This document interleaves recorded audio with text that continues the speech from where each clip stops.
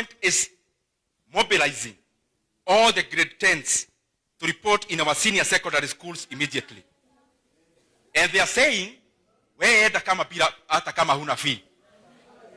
But the same government on the other side is saying, oh, but remember, you still have to pay the fee. So I want Kenyans, let us now get into this caucus now, not tomorrow. Because Kenya is capable of offering free day secondary school education starting now. We only need the government to pay the 22,000 that is in the law, in the guidelines for capitation. And on top of that, the money that is required per learner in Kenya for the lunch program is an average of 35 shillings every day. And we have 185 days that we are in school. All the other days we are on holiday. And therefore, Kenya will only need just around 6,500 shillings additional per learner for all the day schools to be free, including lunch.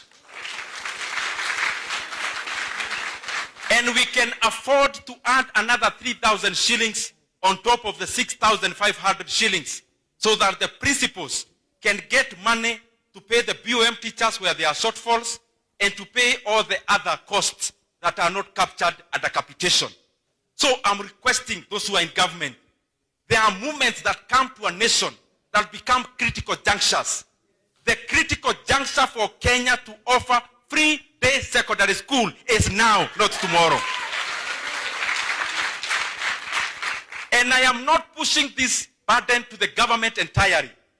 As a member of parliament for Kiharu, I am just saying I am ready for the government to cut our CDF by 30 million every constituency. And we are going to raise 10 billion Kenya shillings out of that. The county governments, because they also support education through bursaries, they also agree that we also get 10 billion Kenya shillings out of equitable share. And then the national government, they can delay some of the renovations of big offices to also give in 10 billion Kenya shillings. 30 billion Kenya shillings is enough for Kenya to have a free and totally free day secondary school education in Kenya starting today.